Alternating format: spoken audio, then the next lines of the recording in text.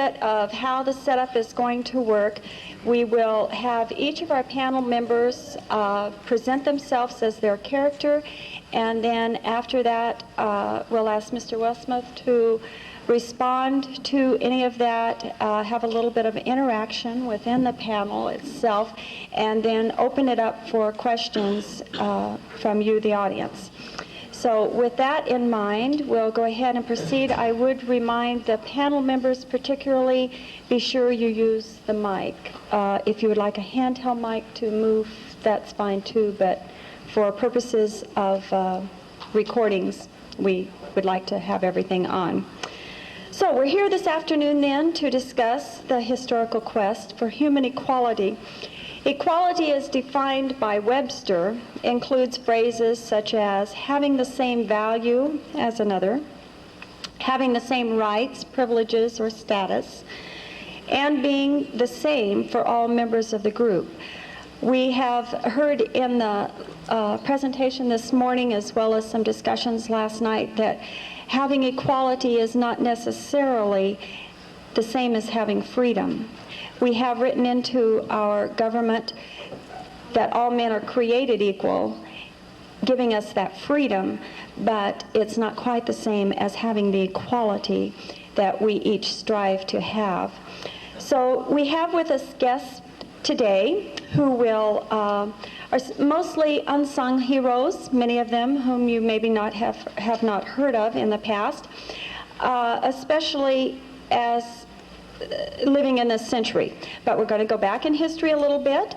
We have Mother Teresa with us, who being played today by Denise Clark, who is working here on the in the library at NIC. And Mother Teresa. Mother Jones. Oh, I'm so sorry, Mother Jones. How could I have? Did you all get this? Where I've gotten Mother Teresa on my. I thought you guys were looking at me very strange. I'll work harder at getting the rest of them. Mother Jones. Mother Jones fought very hard for the unions and the labor, as you all are well aware. She's here promoting herself. I need not promote her. Then we have Jeannette Rankin, who will be portrayed by, did I get that one? Yeah, okay, by Karen Streeter. Jeannette Rankin was a reformer, a feminist, a suffragist, and a politician, whom she will be telling you more about. Abigail Duniway, who is Miss Watley, whom I almost did not recognize myself, is another woman suffrage leader who was primarily here in the Northwest. Both of these women stretched out beyond society's norm and brought women closer to the equality with men. Then there's also those heroes who fought to ensure that all races have the same right. Jeannie Gibbons will give us a glimpse of Nellie Gary, who was the daughter of Chief Spokane Gary.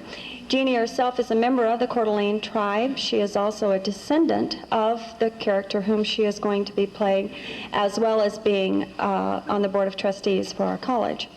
Then we also have Rosa Parks with us, who is being portrayed by Pat Johnson.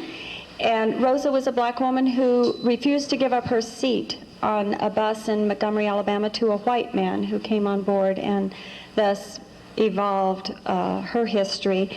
And Pat is the director for the Idaho Education Association and is also the vice president for the Kootenai County Task Force on Human Relations.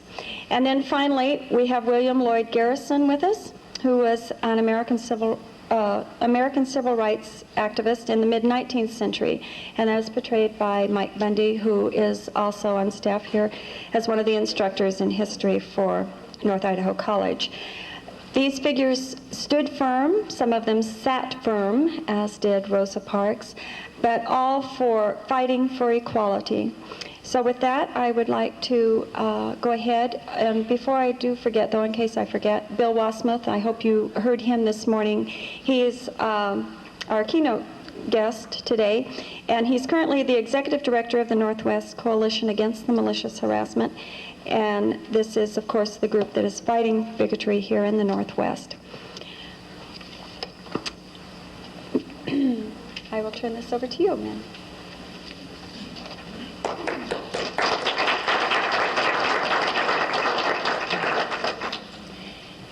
To the ladies gathered here today, I would say, if you have in your lifetime ever borrowed money, owned a business, owned property, run for public office, or voted, then you owe a debt of gratitude to the many women who went before you, women who fought hard to secure those rights for you. And here in the Pacific Northwest, I was one of those women. My name is Abigail Scott Dunaway, and this is my story. I was born in October 1834 in Pleasant Grove, Illinois, the third of 12 children. At my birth, my mother was heard to say, "Poor babe, she'll grow to be a woman someday, and women's lives are so hard." I was considered fragile, so I didn't attend school very often, only at intervals, and my busy mother taught me at home often. When I was 17, my father was struck with Western fever and decided to move the family west to Oregon for free land and to get away from the problems of mortgages and crowds of people and slavery. On that trip west, my dutiful, self-sacrificing mother and my beloved little brother died. They succumbed to the hardships of the journey. That was very painful for us. Finally arriving in the Promised Land, I became a school teacher, and I soon met my fate in the person of one Mr. Ben C. Dunaway. We were soon married, and the later years were spent caring for our children and washing, scrubbing, ironing, churning, making pounds of butter every year for market, sewing, cooking, doing all of the drudgery of a pioneer wife. Later we moved to another farm, which we lost, when Ben agreed to co-sign a note for a friend, and the friend defaulted on payment. I remember the day the sheriff came to our farm to serve summons on me for those notes, and I couldn't help but think, when this obligation was made, I was my husband's silent partner, with no voice, no power, a legal non-entity. But when payment came due, I was his legal representative. That did not seem fair. We sold the farm for just enough money to pay off the notes and buy a small piece of town property in Lafayette. Soon afterwards, Ben was involved in an accident with a runaway team, which left him incapable of doing any physical labor. So this threw the financial as well as the domestic responsibility for the family upon my shoulders. I once again became a school teacher to support the family. Later I moved to Albany and opened a notions and millinery shop, which became very successful. But the stories of injustice and mistreatment that I heard from my married patrons in that shop angered me and stirred me.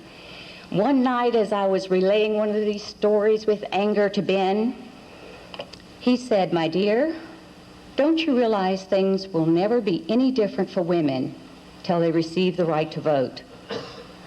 Those words burned into my soul and set me on a path that consumed the rest of my life, the path to equal rights for women. After my sixth and last child, I attended a Women's Suffrage Association meeting in California. There I received encouragement to start my own newspaper as a forum for women's issues. So I returned to the area, packed up my family, moved to Portland, and the New Northwest newspaper was born. I convinced Susan B. Anthony to come to the Pacific Northwest, and I planned a 2-month, 2,000-mile trip for her through our rugged frontier territory. Well, we were well received in Portland, but the other towns were not as receptive, and I'm afraid Miss Anthony left this area a little discouraged and very, very tired. But I realized that I had been effective on that platform with Miss Anthony, and I thought, I can do this. I can lecture. I can speak out for women's suffrage. So for the next 25 years, I traveled through Idaho, Washington, and Oregon. I traveled by horseback, stagecoach, boat, any means of conveyance that would get me to my destination. And I spoke for women's suffrage.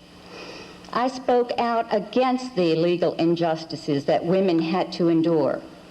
And along the way, I sold subscriptions to the New Northwest newspaper. Well, slander and gossip were just some of the tools used against me in an effort to derail the suffrage movement. The men were so afraid that if we got the right to vote, they would lose control over us. During a debate one evening, this gentleman stood up and said, "Madam, I've seen hens try to crow, but they can't." To which I replied, "Sir, I once saw a rooster try to set, and he too was unsuccessful." I was pelted with rotten eggs in community, and every Sunday I was denounced from some pulpit as a woman with loose morals. And this because I would hold my meetings in the back of saloons when the churches would close their doors to me. I was determined that the word on women's suffrage would get out. I found that the Oregon Equal Suffrage Association, and as president of that association, I attended all the sessions of the Oregon legislature. I presented petitions, I lobbied, and at times I even spoke from the floor. I saw some fruits of my labor when finally they passed the sole trader bill, which allowed a woman to carry on business legally even in the absence of her husband. Ladies, do you have any idea what that meant?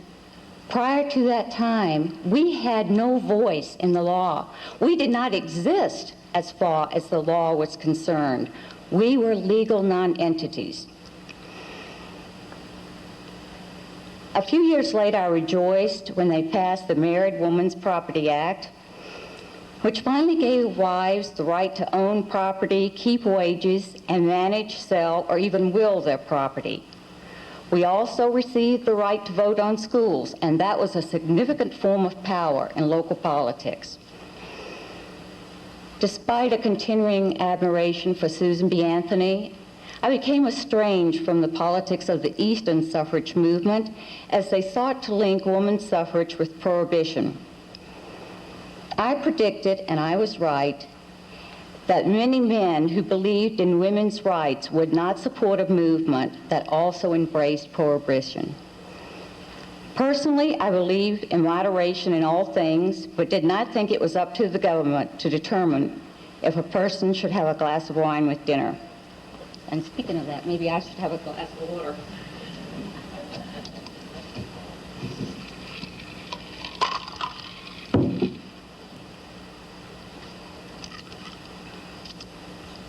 In 1887, I sold my beloved newspaper, the New Northwest, and we purchased land in southern Idaho where Ben and my sons engaged in the livestock business. During this time, my good friend May Hutton from your own Silver Valley traveled around Idaho with me as we spoke for women's suffrage. In 1896, Idaho finally approved women's suffrage, and I realized that the years that I had spent traveling the length and breadth of this state had finally paid off. Unfortunately, the ranch project didn't pay off, and after 10 years, we sold the property and we moved to Portland permanently. Well, that enabled me to spend more time trying to fight to win the vote in Oregon. But as the suffrage movement gained momentum, we realized that we had a new enemy, and that was the Portland Oregonian. They launched massive editorial attacks against the movement, and this was really painful for me because the Oregonian was the most powerful and the largest circulated paper in the state. They were wrong in their editorials, and it was my brother Harvey who was writing them, and he had promised me his support. It wasn't until 1912 that Oregon finally passed women's suffrage. I was asked to write the suffrage proclamation, which I did. I co-signed it with the governor. I became the first registered woman voter in Oregon. And before my death in 1915, I got to do what I've been fighting for all of my life. I got to cast my vote. Thank you.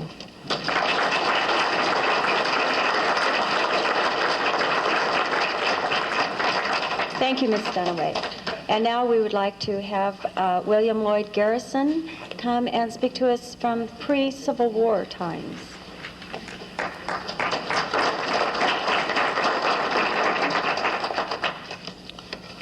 I'd like to apologize, first of all, before I assume my character, for not being creative enough to dress pre-Civil War garb. Our drama department was sparse in its offerings in the tall and large category. So I ask you to suspend your disbelief and just pretend I'm wearing a dark coat with a high collar and a large bow tie that sort of hangs down and little round glasses. However, my character was bald. So I am William Lloyd Garrison. I was born in 1905 in Massachusetts. I have the dubious distinction, perhaps, of being the most radical, most doctrinaire, most inflexible of the pre-Civil War abolitionists, and hence a person with many, many enemies. In the 1820s, I took a position as a printer. I adopted the trade of printer, and I began with the Quaker Benjamin Lundy, a weekly paper called Genius of Universal Emancipation, which became the leading anti-slavery newspaper of the 1820s. In 1831, excuse me, I founded my own newspaper, a weekly called The Liberator, which persisted for several decades in Boston and became the most influential abolitionist organ in the country, although its weekly circulation never exceeded 3,000. It had an impact far beyond its numbers. In 1830 also I was sent to jail, convicted of libeling a New England merchant who was engaged in the domestic slave trade, buying and selling people. After several weeks, a wealthy sympathizer, Lewis Tappan, paid my fine, and I was released from jail to continue my activities. I was never a popular person. My positions were never popular. I was always considered too extreme. In 1835, I was attacked on the street by a mob and once again went to jail, this time for my own protection. Give you a little bit of an idea about how I was regarded. I want to spend most of my time today discussing my positions and why I am right and the other people who disagree with me in one way or another are incorrect or wrong. Many people, well-minded people, good-hearted people, are searching for solutions to the slavery problem. Many of them, as I myself, in my early years, drawing their inspiration and their philosophy from the Bible and from Christianity. However, I can see nothing particularly meritorious in the proposals that I have heard, and I would like to discuss a couple of them with you, one of which was colonization. Some people, good-hearted people, proposed that what we simply do is provide transportation for black people, free blacks, or we raise the money to buy people's freedom and then send them back to Africa. This has been proposed as a solution which will cause minimal uproar and distress. I feel, however, that its main effect will be to strengthen slavery by removing troublesome blacks, many of whom are already free.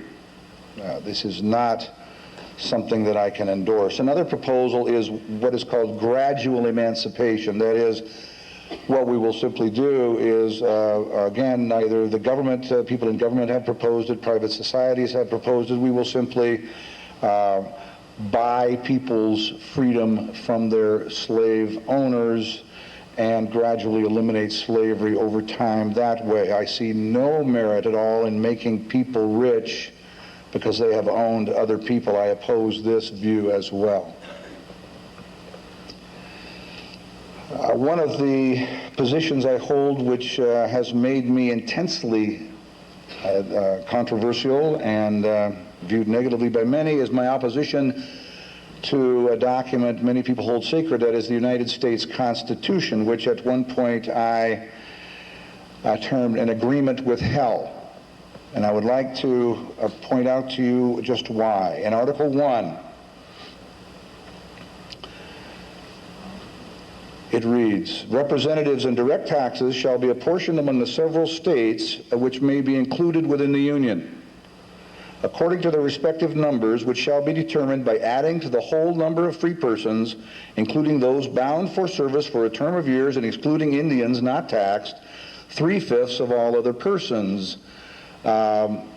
Essentially what this means is that slaveholders can count 3/5 of their slaves in determining their representation in Congress. The United States Constitution legitimizes, makes legal, endorses slavery. In Article 1, further on in Section 9, the migration or importation of such persons as any of the states now existing shall think proper to admit shall not be prohibited by the Constitution prior to the year 1808, but a tax or duty may be imposed on such importation not exceeding $10 for each person. Congress is prohibited from the Constitution from passing any laws prohibiting slavery prior to the year 1808, and it is allowed to tax the importation of human beings. This is not a document that I can endorse. In 1854, I publicly burned a copy of the Constitution declaring, quote, so perish all compromises with tyranny. This is not something which made me particularly popular with my fellow Americans.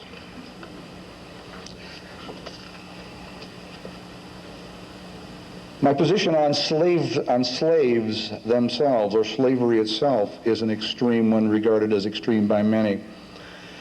My position has been and continues to be that slaves must be freed, and this is where I depart from many of my fellow Northern abolitionists, must be treated as equals by all whites.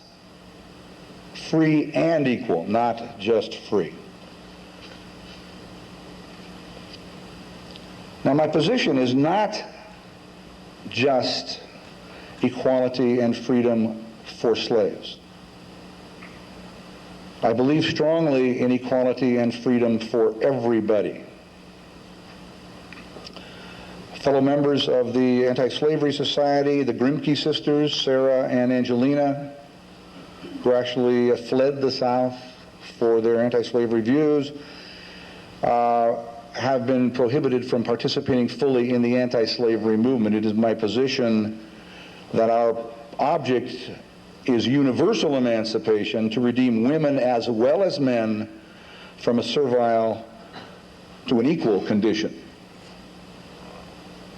The previous speaker spoke to that, and I support her very strongly. At our convention of 1840, I insisted on the right of women to participate equally in the Anti-Slavery Society because, as I said at that time, we know that men and women are equal in the sight of God.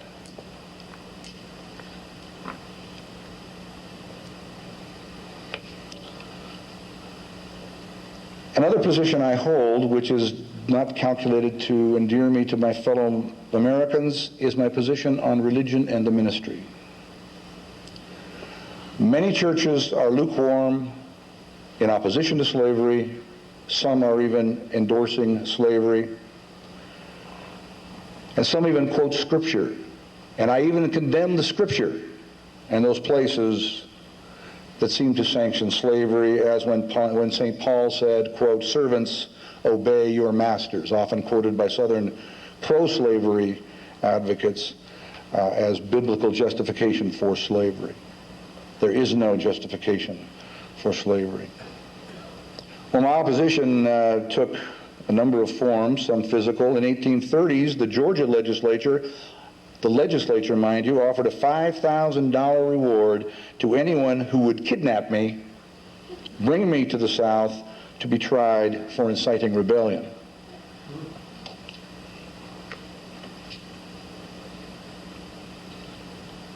Well, the anti-slavery movement, the abolition movement, is not a monolith. In the 1830s, factions began to develop, moderate abolitionists began to break away from my positions. They were hoping to attract more moderate Americans and to propose what they called practical solutions. Many believed that while slavery was a serious flaw, American society was at best, or was at the core, a noble society. I came to the conclusion later on in the 1800s that in fact a society which could tolerate slavery was a slavery that was rotten to its very core and in fact needed reform in all aspects and in all institutions. The entire American society needed to be reviewed and overhauled. I helped to found, with some of the moderates, the American Anti-Slave Society, and our platform remained constant through the decades. 1, abolition of slavery, of course. 2, equal participation for women in society. 3, pacifism. We remained opposed to war. We oppose the presence, we advocate the abolition of prisons and asylums. And in 1843, we added a plank to our platform which proposed the expulsion of slave states from the Union. There's some discussion in the future that perhaps they may secede. It is my position that we should kick them out first.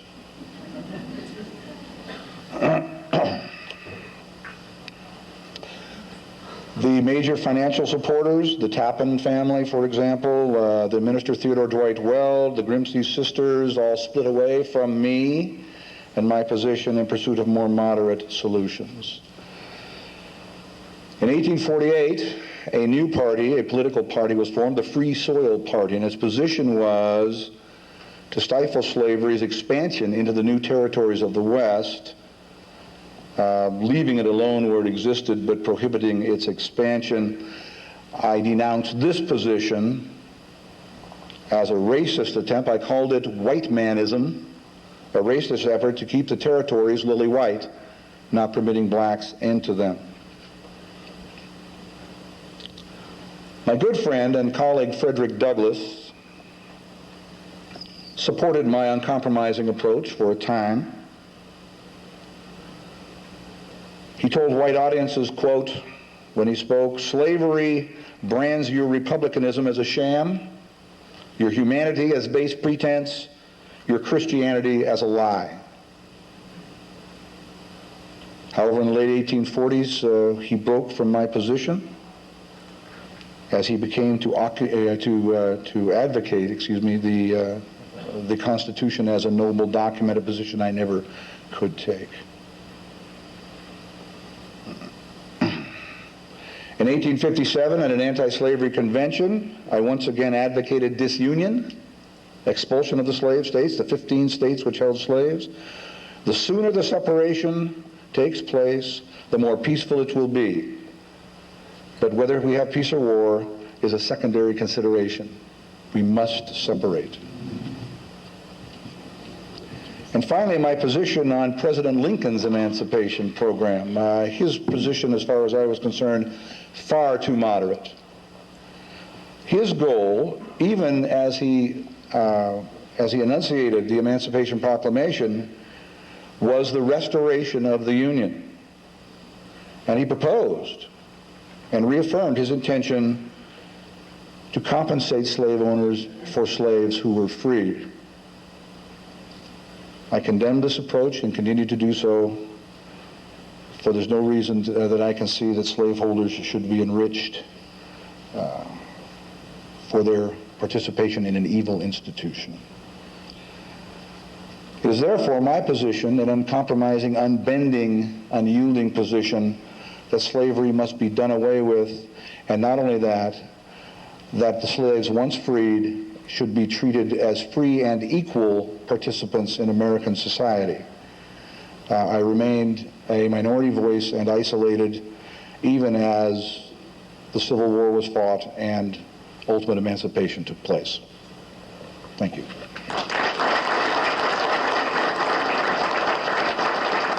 Thank you, Mr. Garrison. And now Rosa Parks would come and speak to this.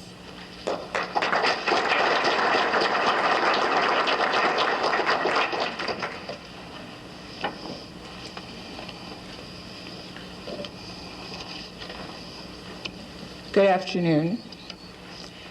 I'm wondering, with all of the wonderful things that have been done by my predecessors, why it is we still have unequal opportunities in this country. My life does not in any way parallel their lives. I was a person that you would not have known.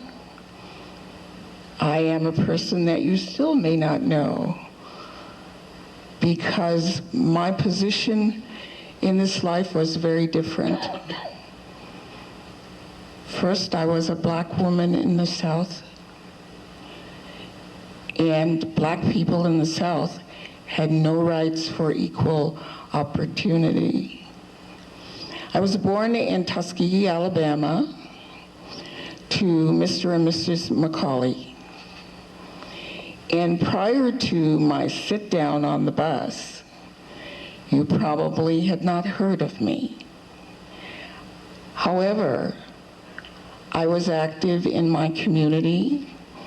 I was a member of the NAACP, which was one of the leading organizations to try to get equality and freedom for black people in the South. There are those who have called me the mother of modern civil rights movement. I'm not sure that's true. There are a lot of people who have contributed to this movement. Many people have been thrown off the bus, beaten, ostracized, some people even killed, because they would not abide by the rules of segregation that existed and that still exist in this country.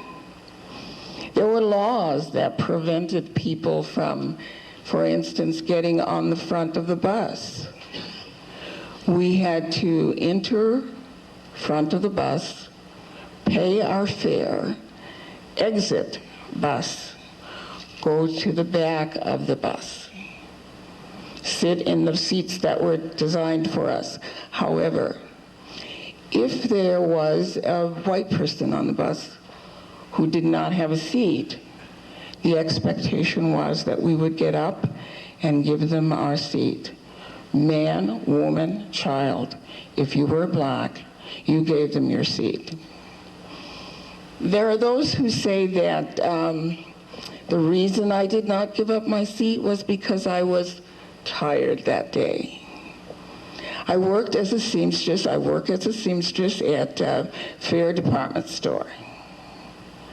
And perhaps I was a little physically tired. The first bus that came along that day, I did not board because it was very crowded, and I didn't really want to deal with all of those people at that time. So there was a little drugstore on the corner. I went to the little drugstore, and Mr. Haynes was a person who'd seen me there many, many times. We had a little exchange of conversation. I purchased a couple of things and went back out to wait for another bus. So finally the Cleveland Street or the Cleveland Avenue bus came along, and I got on. I went back to the section that was designated for me, and I sat down. Soon the bus got very crowded, and there was a white gentleman who was standing, did not have a seat. He didn't ask me to get up, and I didn't feel like I should, so I didn't. Well, the bus driver in his mirror noticed that I was seated and the white man was standing. So he came back and said, "You need to get out of this seat." And I said, "No, I won't get out of this seat." And he said, "Now you know the rules, and you've lived here all of your life, and you know what you're supposed to do. So you need to get up and get out of this seat." And I said, "No, I am not getting out of this seat." So he said, "I will have to then call the police." I didn't think I had a response to that, so I didn't respond.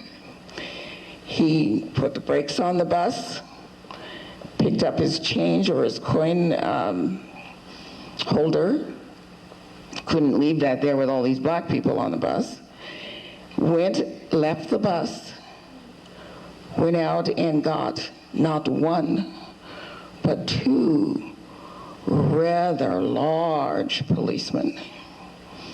So they came back and they tried to entice me to get off the bus, to get out of the seat.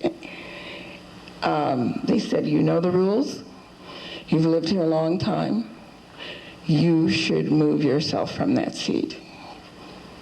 And again, I said, no, I don't understand why we're treated so badly here. Why it is that if I get on the bus and I'm here first, I can't have a seat in the section that has been designated for me. He picked up my belongings, reached out and grabbed my elbow, and said, we're taking you off of this bus. I did not resist. I had seen what happened to people who do resist. People have been beaten, killed for not resisting, for resisting. I didn't know what was going to happen to me exactly, but they took me to the patrol car, put me in the car, and then took me on to the police station. They did allow me to make my one phone call, which was to my husband, Raymond Parks, who called an influential white lawyer that we knew to come with him to the police station to bail me out. Now, the word about my being jailed got around town very quickly. There was sort of an underground network where people just sort of, in the churches mostly, where people spread information about what was going on in the black community. There were several little newspapers as well, but they didn't come out but once a week. Now, I know that many people had had the same experience that I had. They have refused to give up a seat, and nothing came of it. They were jailed, found guilty, and nothing came of it. One of the reasons was that they were waiting for the right person to present their cause and to carry it on further. Now, I don't know how I became the right person. I do know that I'm a God-fearing woman. The scriptures and a belief in God guide all of my actions. And I just did not believe that God was going to let anything happen to me that would be really dangerous or that would kill me. And that was a distinct possibility. This action of mine caused all of the members of the community to get together to form a boycott of the Montgomery bus system, because it was basically colored people who rode the bus anyway. Colored people, that's the name that we had. That, along with Negroes, it's changed from time to time over the years, but those were the terms by which we were called. The bus stations had signs that said colored, said white. You entered by a different door, you exited by a different door. You were not allowed to sit at a counter and eat a meal. The only way you could get a meal was to have it handed to you out of the back door in a brown paper bag. So those are a lot of the things that were going on. So they wanted a particular kind of person to carry their message. They were able to boycott the buses to the point where they financially could not continue. A young man whose name is Martin Luther King came into the picture at that time through a Mr. Nixon, who was the head of the NAACP. And this was basically a movement that was organized by black people in the churches, in those religious and social organizations that were allowed to exist. Some of those organizations are still in existence and are still fighting for the rights and the equality of all people. Thank you.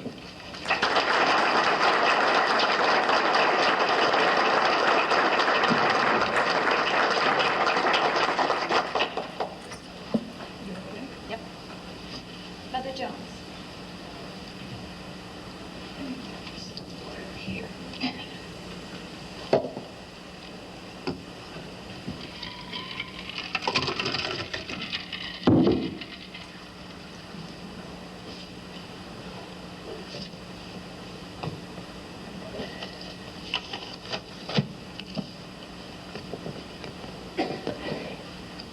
Evening, boys.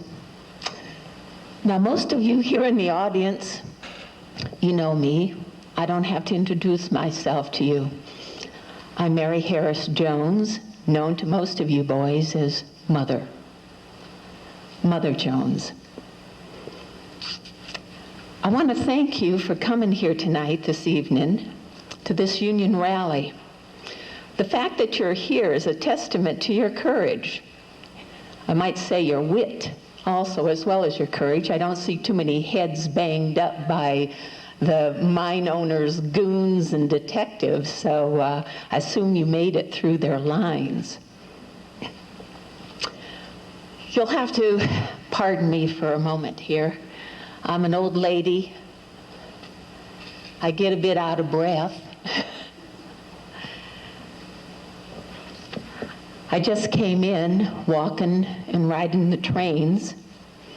I heard about you boys here in the coal fields of Kanawha Valley, West Virginia, that you were planning to organize a union and strike for better wages and working conditions.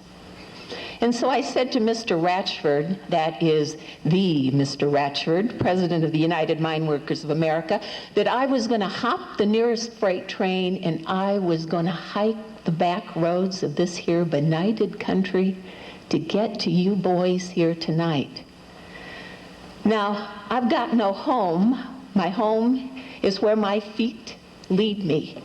And tonight, they led me here to stand beside you boys, to stand firm in your fight. Now, I know a lot of you attending this strike rally work the coal mines of England and Scotland and Wales. Why, some of you are Italian and probably can't understand a word I'm saying. But I know all of you came to this country for a better life, a fair shake at decent wages with which to feed your starving children and your starving wives.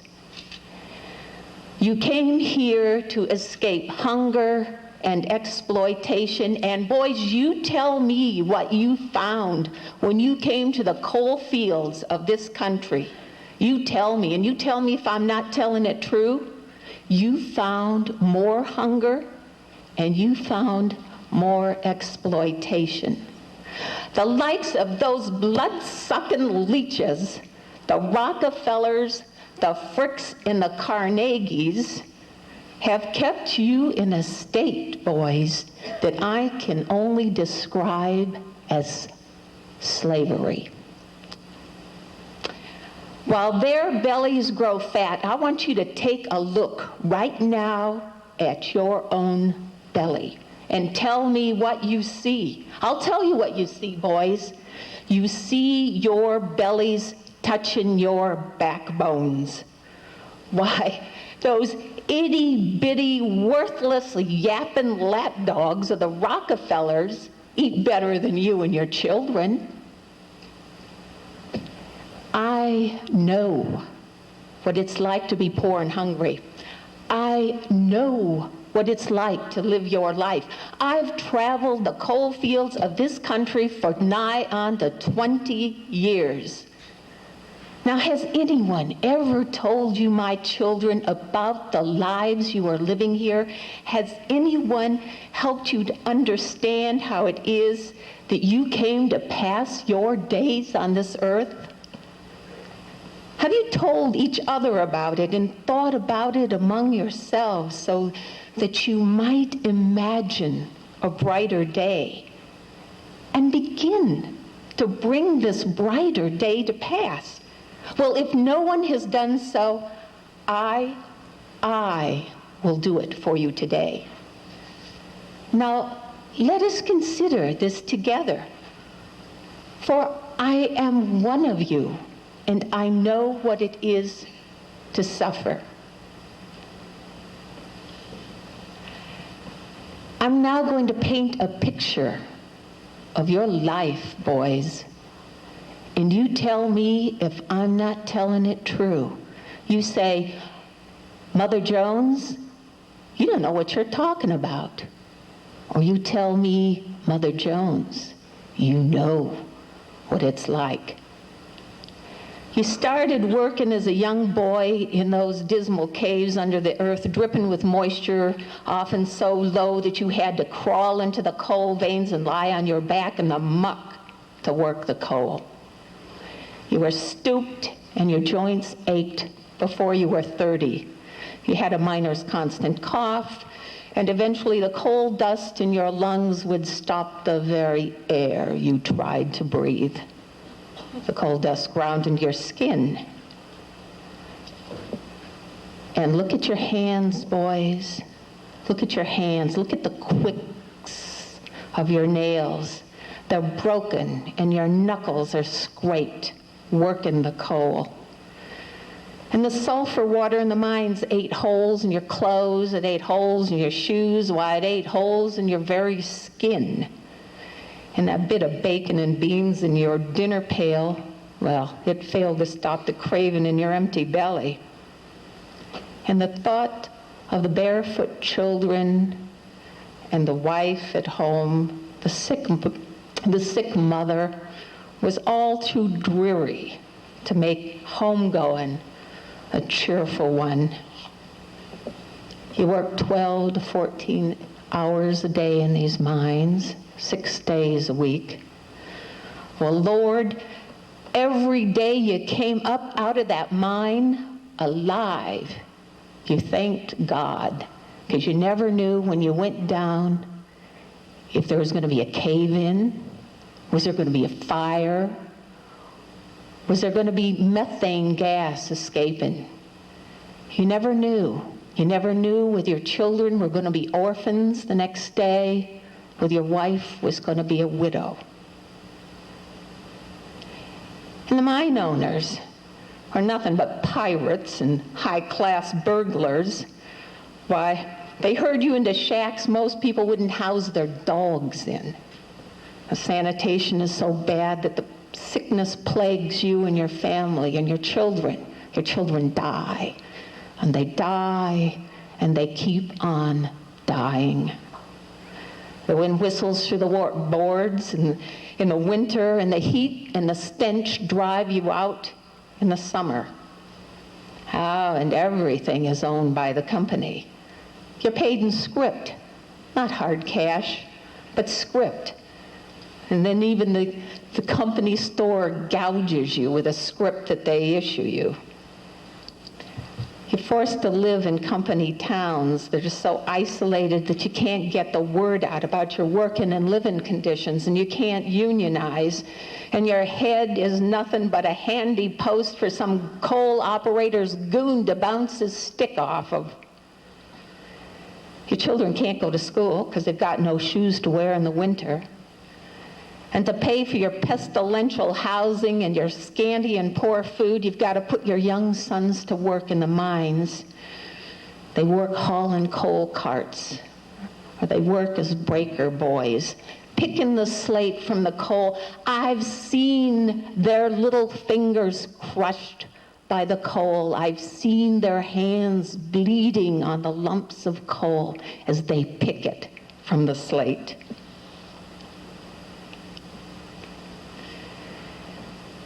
And who cares about your troubles? Not the mine owners and the fat cats who support them. Not the President of the United States who's in the pocket of these fat capitalists. Not the public who knows anything of your plight.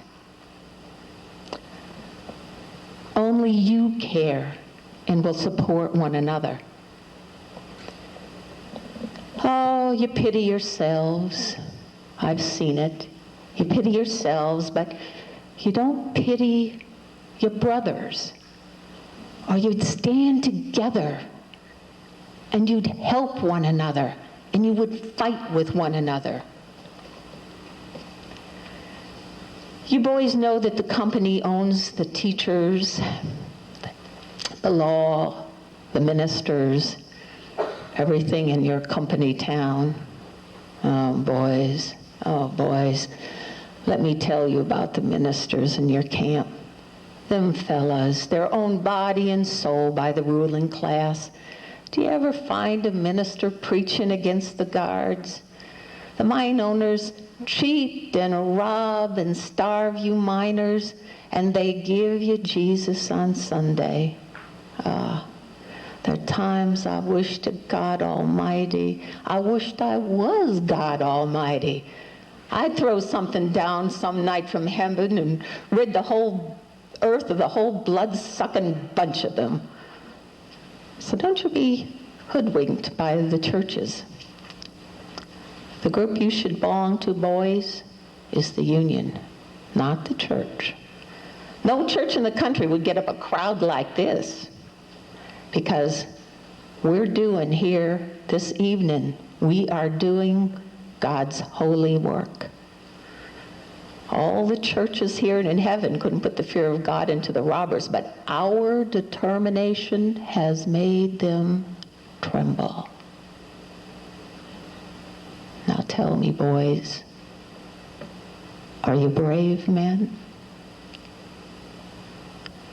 Can you fight as well as you can work?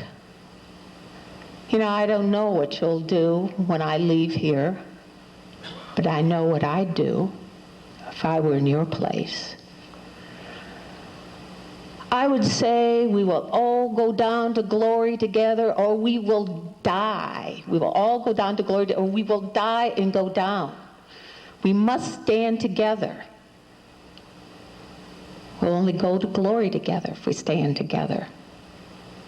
And if we don't, there will be no victory for any one of us.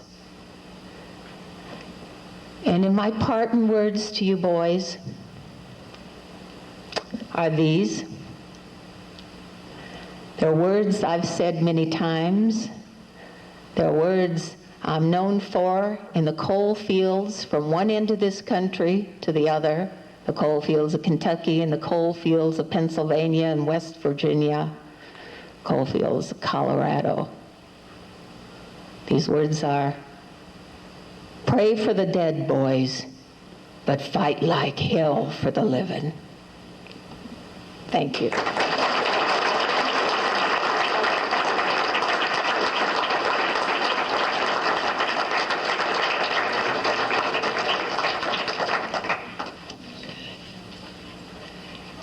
Hello, I'm Jeannette Rankin, and I'm very pleased to be here this afternoon and to be part of such a prestigious panel.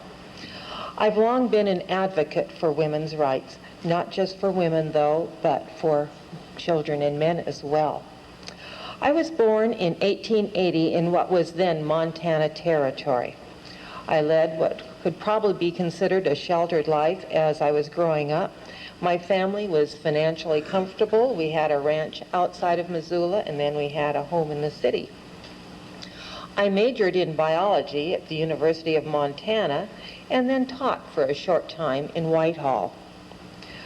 I first learned of the plight of the poor in 1904 when I went to Boston to visit my brother Wellington. He was a student at the Harvard Law School, you know. I was shocked at the conditions where people lived in those terrible tenements.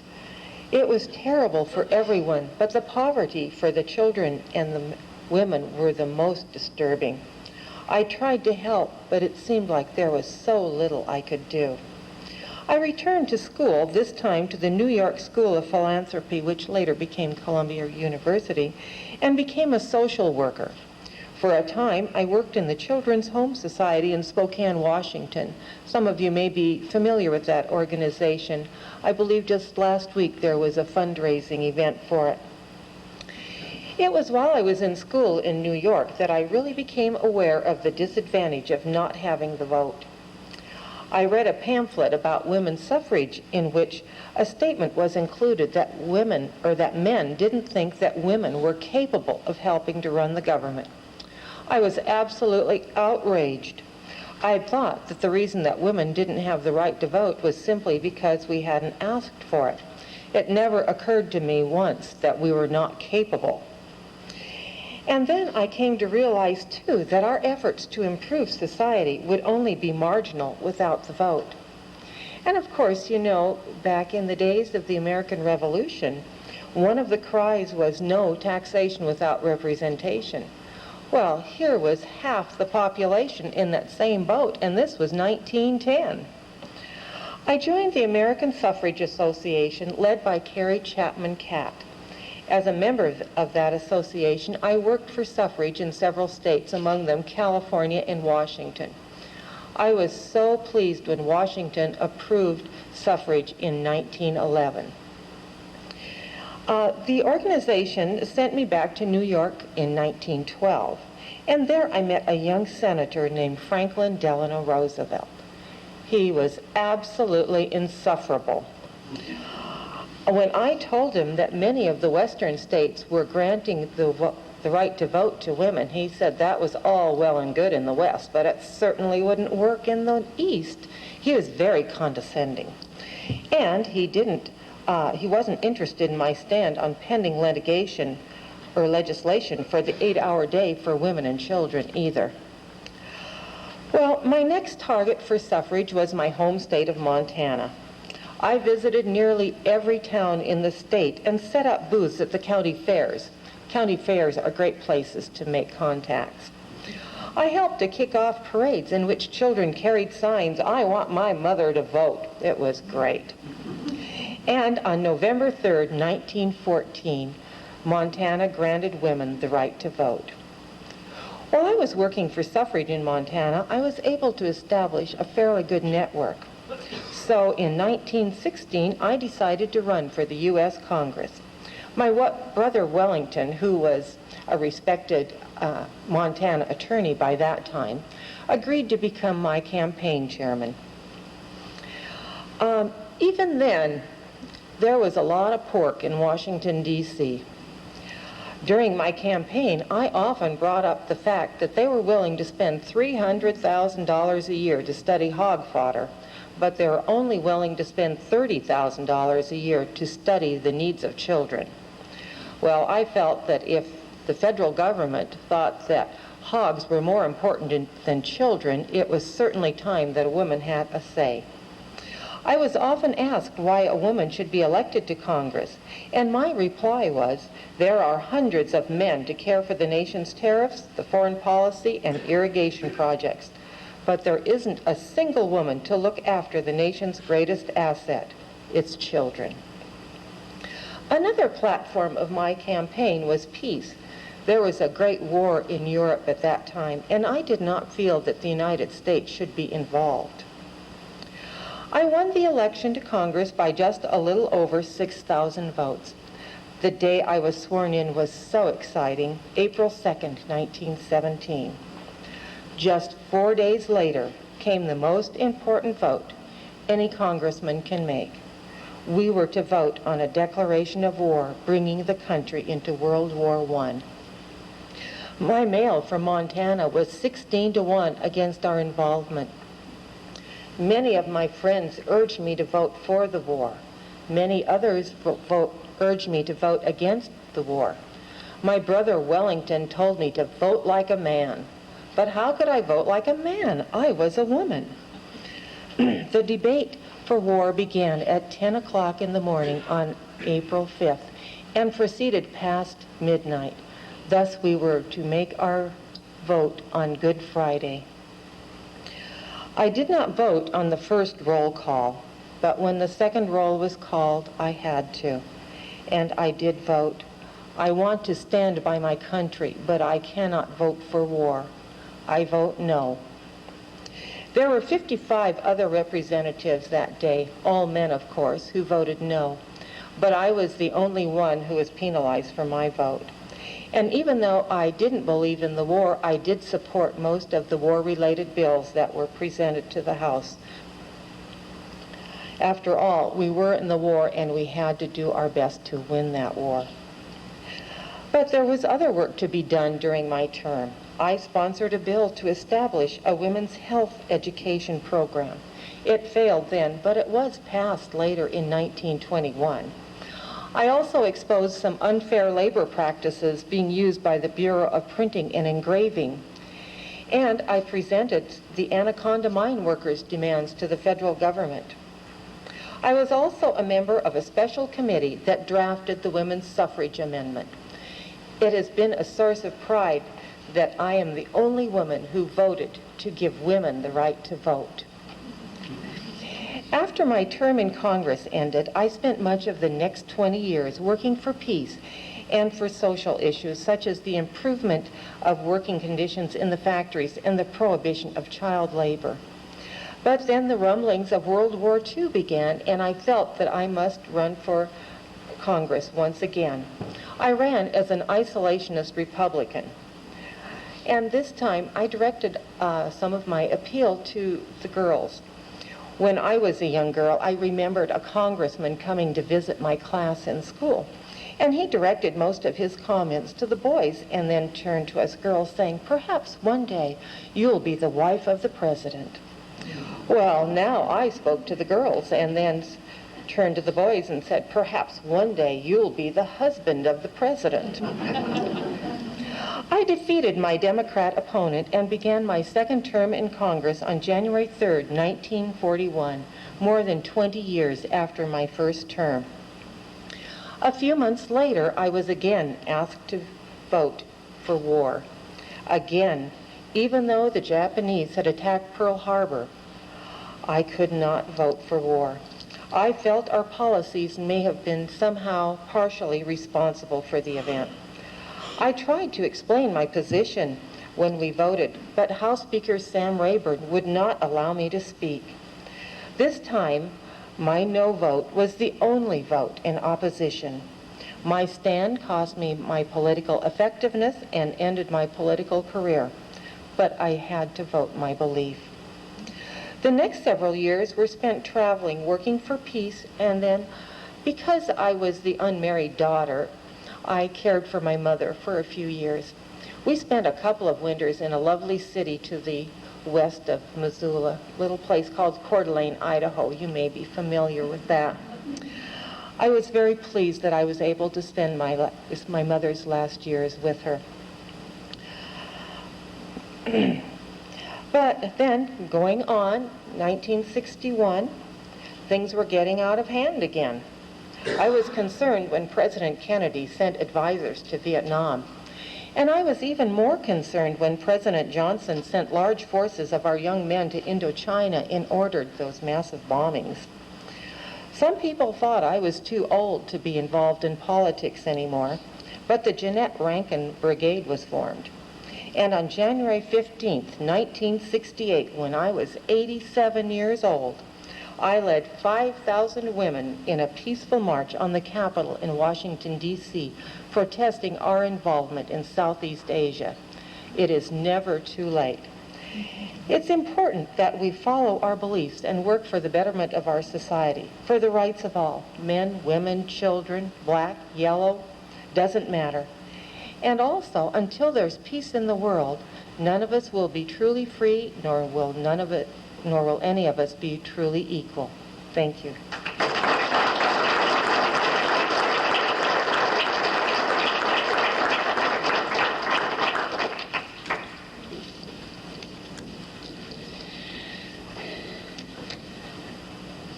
My name is Nellie Gary.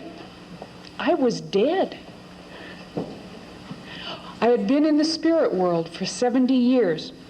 I am an American Indian who lived many years right in this place, this spot now known as North Idaho College.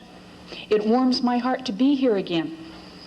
During the time, it was an active fort known as Fort Sherman.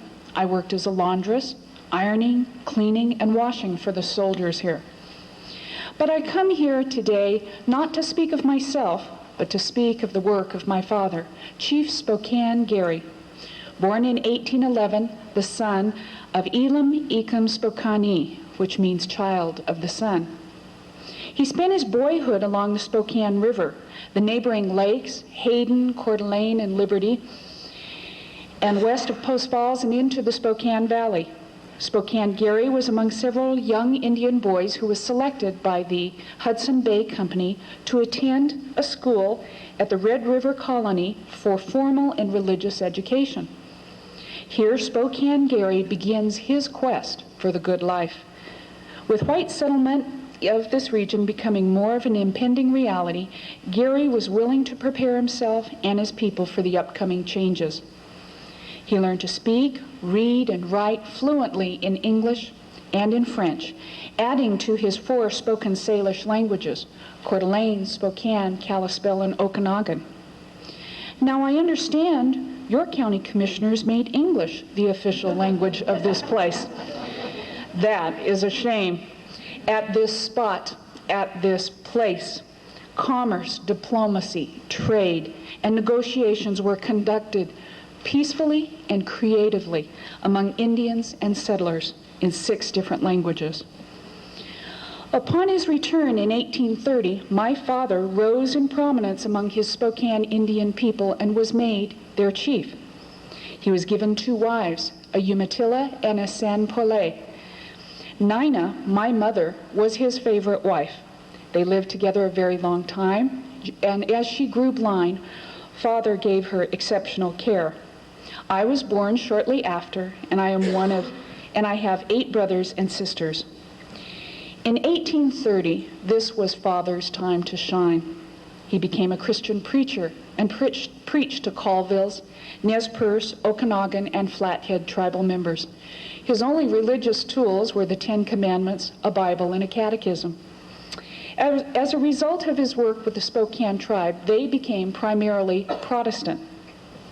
When the first missionary arrived in this area, my father served as an interpreter, a role he would play over and over as the history of this area was shaped by the white contact. Wanting to put his education to more productive use, he abandoned his religious teachings. Gary established the first school in Spokane County. It is located at Euclid and Maple in the town of Spokane. Here he taught his young Indian students to read and write English. It's located on a hill on the north side, and this was also a favorite camping spot of the Spokane Indians. On a more practical level, he taught his students how to garden, how to raise fields of grain, and use the best agricultural methods. Within a short time, Gary could proudly see that his people were raising grain and had successful harvests and huge gardens. In those days, Father was considered a wealthy man. When Governor Isaac Stevenson came through in 1853, he described Gary as rich, powerful, and owns a great number of horses. At the age of 42, Father was in the prime of his life. His quest for the good life had been achieved. His flair for languages, success in farming, raised him in stature in the region. He was a familiar sight in downtown Spokane, shopping and banking.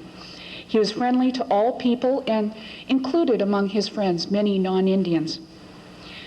During the construction of the Mullen Road, Father also served as a mail carrier between Spokane Country and Fort Benton in Montana. Father's exposure to whites was limited to fur traders, people who lived in the forts, and missionaries. Then came ranchers with herds of cattle that overran the land. Gold and silver was discovered in the Coeur d'Alenes and the Colville region. Neither miner nor rancher had any regard or any understanding for the rights of Indian people. For them, this was new land, rich with new riches, and they considered it theirs. Rumors of war brewed throughout the area. Spokane Gary continuously waged peace. Father pleaded with Governor Stevenson to be reasonable in his dealings with the Indians. He even warned Colonel Steptoe of the dangers as he moved his troops north through Spokane Country. Coeur d'Alenes, Yakimas, and Palouse attacked and won at the Battle of Steptoe in 1858. Colonel George Wright made retaliatory maneuvers to avenge Steptoe's defeat. Father met personally with Wright and pleaded for peace. Wright, cold and curt, told Father to tell his people to lay down their arms or he would fight the Indians to extermination. The next day, Wright hanged a Spokane Indian and left his body to dangle from a tree for all the Indians to see. On the following day, Wright captured 800 Indian horses and slaughtered them. Father watched this atrocity from a nearby bluff in horror and disbelief. Next, Colonel Wright burned the stores of Indian grain. In a few short days, the way of life, as my father knew it, vanished. Numerous efforts by my father, through speeches and written pleas at treaty councils, were made to establish a permanent homeland for the Middle and the Upper Spokanes, but all of this was ignored. While Father was away fishing one day, his land was taken. He returned home to learn that he owed $500 on his ground. This was land that had always been his. Of course, he had no such amount of money and was driven from his land by squatters. After losing everything, his land, his horses, stolen by transient miners, he moved to a tent at Hangman Creek with other Indians. His quest for the good life and equality had come to an end. Father gave me the gift of industriousness, and I began working here at Fort Sherman in Coeur d'Alene. I gave my father money as often as I could. He died in 1892. Chief Spokane Gary was the first educator in the Northwest.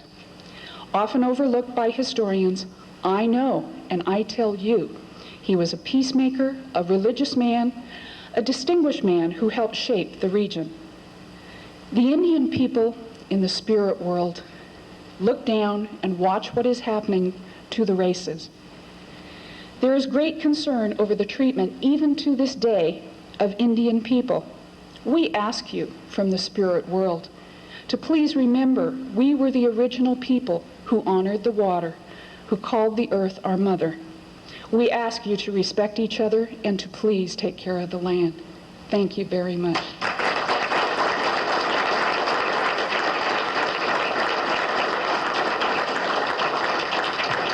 Thank you all very much. And if you didn't notice, Mr. Garrison had to run. Perhaps it was from the law. I don't know. He said something, though. Maybe it was about teaching a class. At this point, we'd like to invite Bill Wassmuth to come and respond, if you would, please.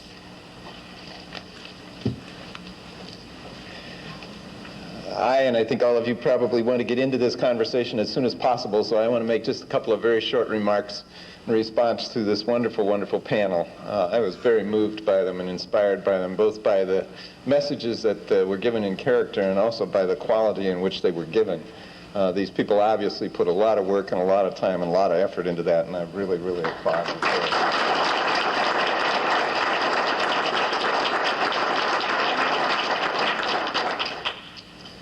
Three short remarks. One of them is one of the things that strikes me as I was sitting there listening to these characters being portrayed is the role that heroes play in this movement for equality, for human rights.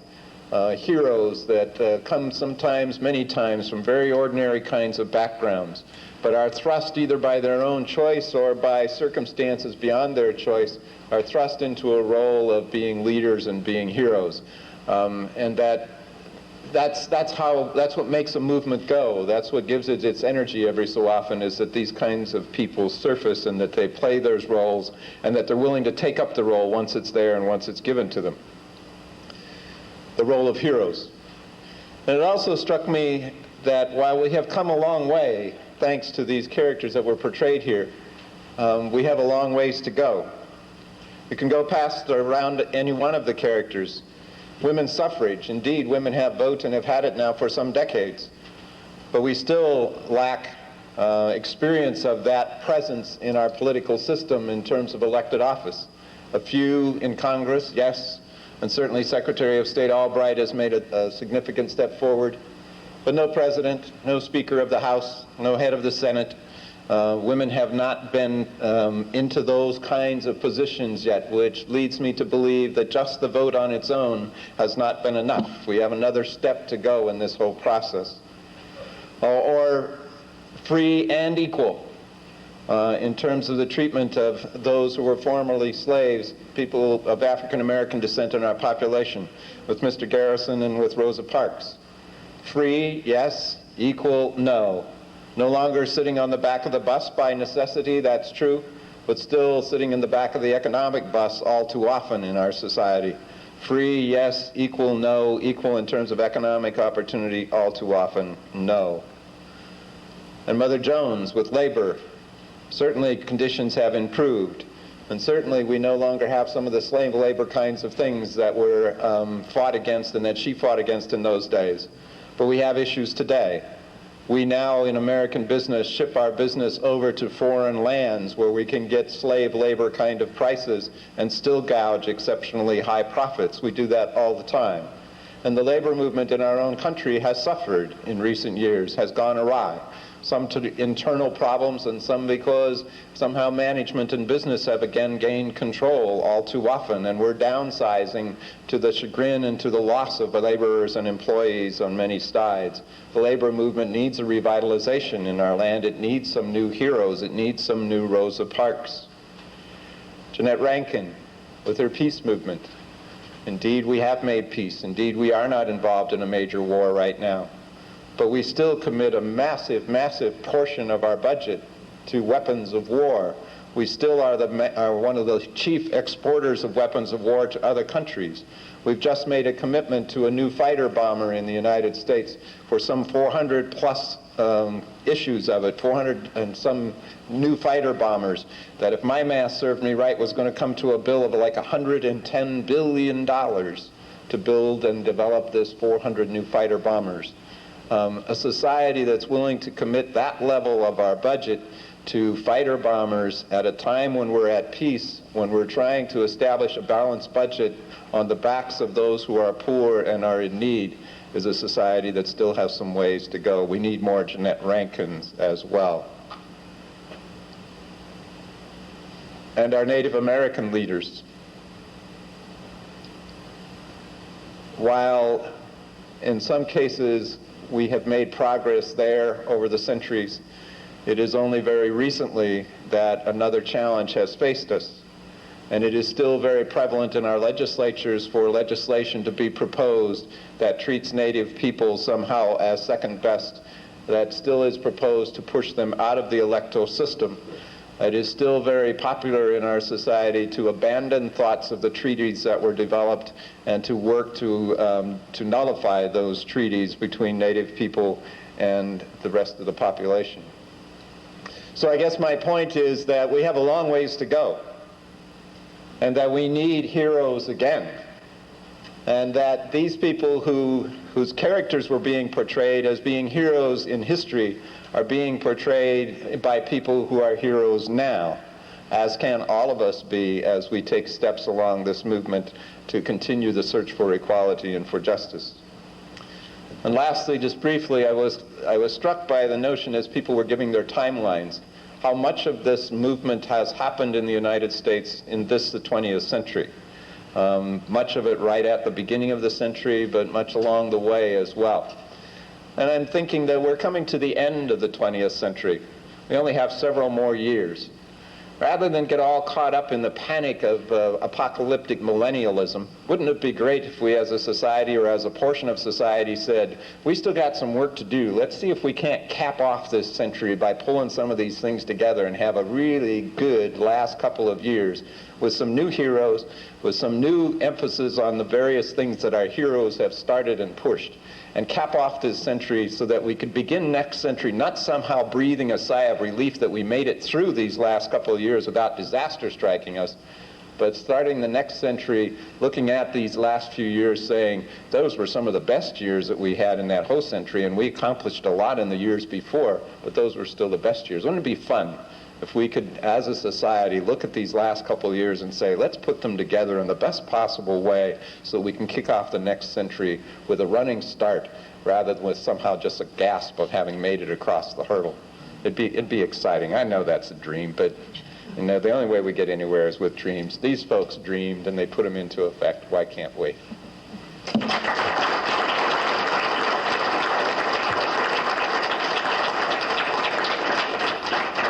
Thank you.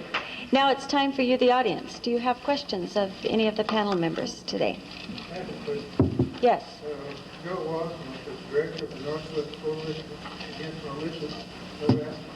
How did you become a part of this? How do you become a part of this organization? How do you want me to do this? Can we do it from You here? can use it, either of those mics. I Are these think. working? Yes, I believe so. I can give you a handy-dandy little membership form. That'd be a great way. I appreciate your question, and unfortunately I don't have any with me, but I have them in my car. So you can either walk with me to my car afterwards or give me your name and I'll mail you one. Or come on Saturday night, we'll have them available there. That'd be even better. To the Coeur d'Alene Inn.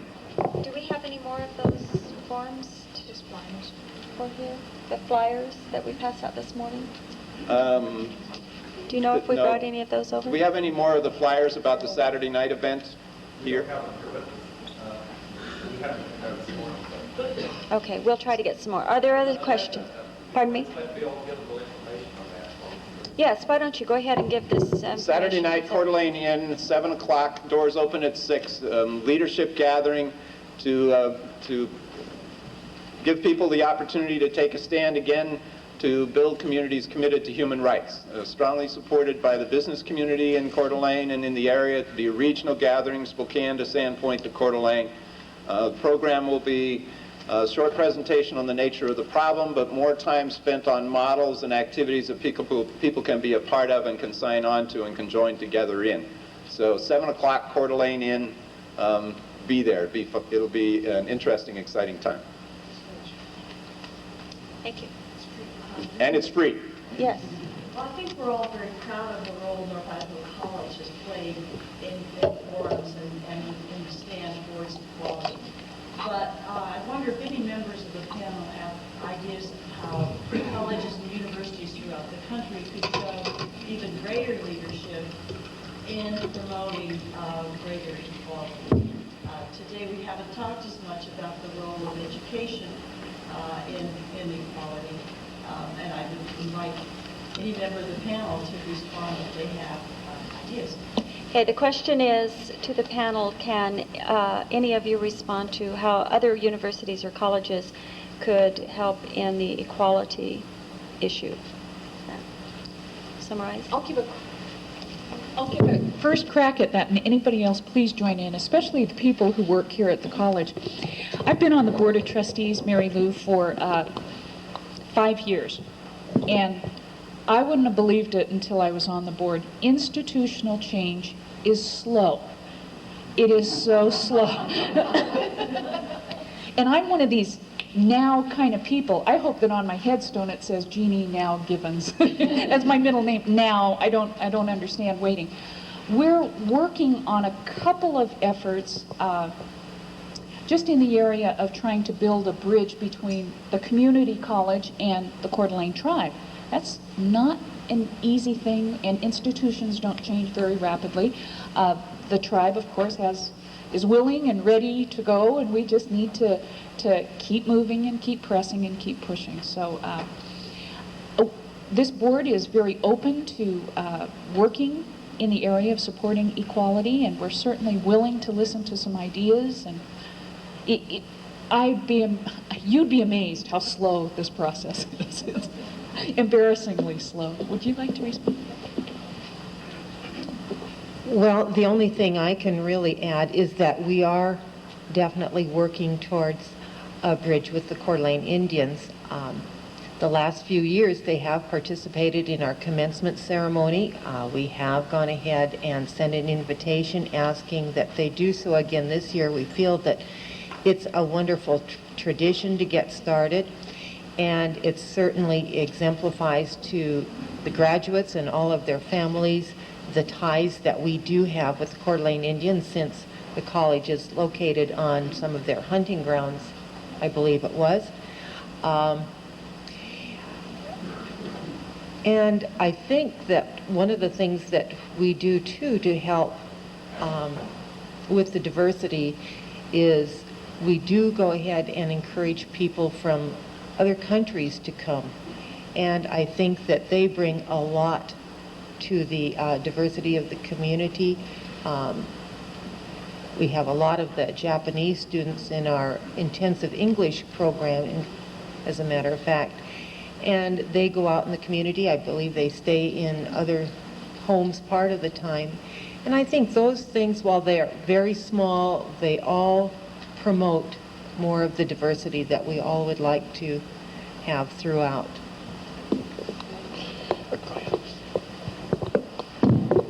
I'm Pat Johnson, and I'm with the Idaho Education Association.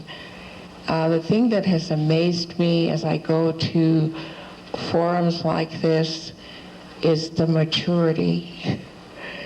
There are a lot of adults and older people involved.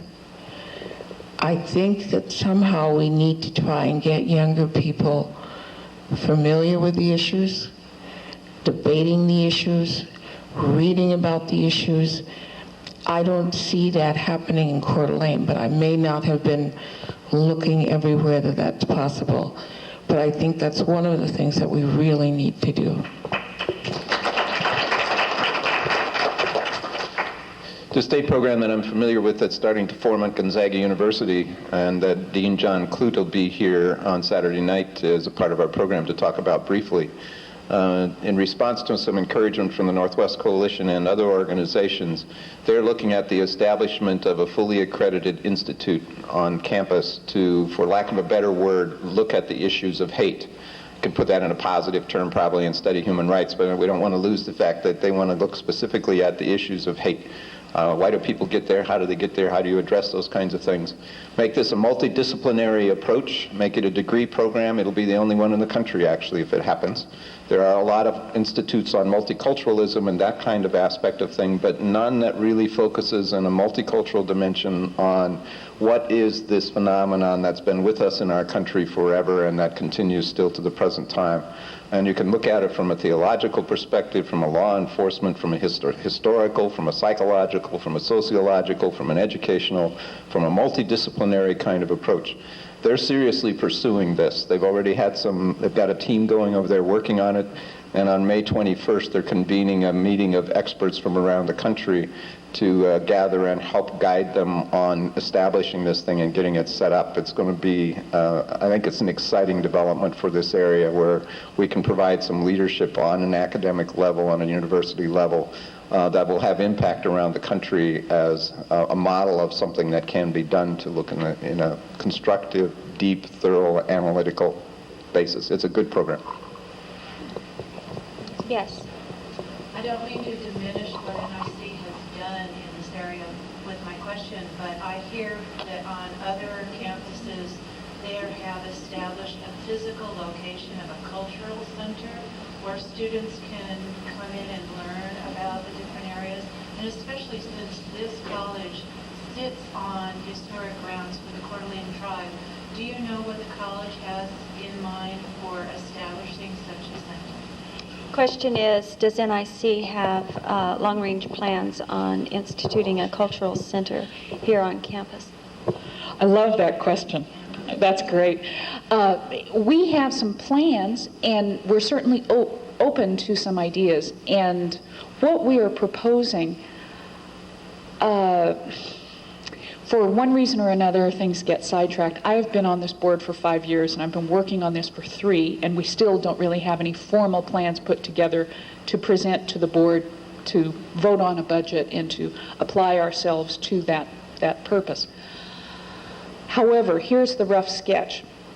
Some of us believe that, number one of the first steps to do is to remind people of the place, that this is the place where one of the bands of the Coeur d'Alene tribe lived. The Barnaby Band, the clan lived here. There were 37 different groups, different clan groups around the lake, and they lived here because it was the mouth of the Spokane River.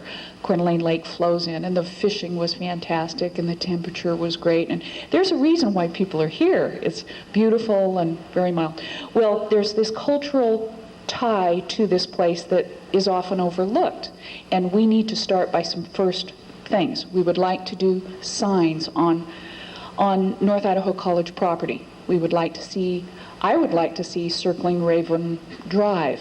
He was a tribal chief. And I think that we can start adopting some of the tribal language words to our streets and signage. The next, I would like to see some of the buildings and the rooms dedicated to some of the extraordinary Indian people within the tribe and throughout our tribal history. That isn't going to cost very much. It's going to be very, very educational, and I think people will adjust their thinking as to what this place is. Secondly, in looking at cultural programs, those kind of things, I will pass that concern on to the administration that we're looking for cultural programs. They're expensive. Starting up any kind of new program is expensive, but if there's an interest and if there's support, I think that that's great. One thing that we did institute is we have a minority counselor here. I'm disappointed that this person has been relegated to do a lot of other things other than just the counseling, but I need to be accepting that it is a start. So he's working very, very, very hard, and he's working to recruit for the first time, to recruit Indian students from the Coeur d'Alene tribe to come to North Idaho College. So we get a little behind the rest of the country, and without the deliberate pushing, we don't get there. And as I said, institutions change very slowly. So we will have a plan in place that you will hear about soon. So thank you for that question. Our official time is up. I don't know if some people, it's a little bit past 2:30, so if you need to leave, that's fine. If you have other questions, I'm sure our panel members will be here shortly. Is it a short question here that we can direct, or do you want to just speak with him? Yeah, this is real short. I just want to say, you were talking about young people not really seem to be aware, very involved in this issue of human rights. And I'm glad you did Rosa Parks, because I was in elementary school, which you refused to get off, moved to the back of the seat. I was a very small student. I was a runt, you could say. I had to put up with bullies. Rosa Parks gave me a role model for how to stand up to bullies without being violent.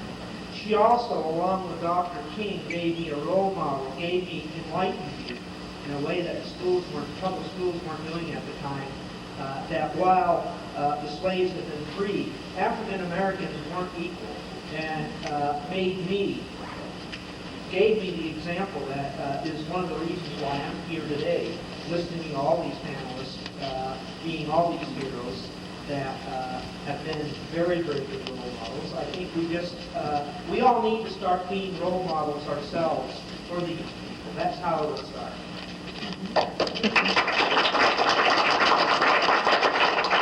And that's the summary. We all do have heroes, and some of them are well known, some of them not so well known, all of them fighting for equality.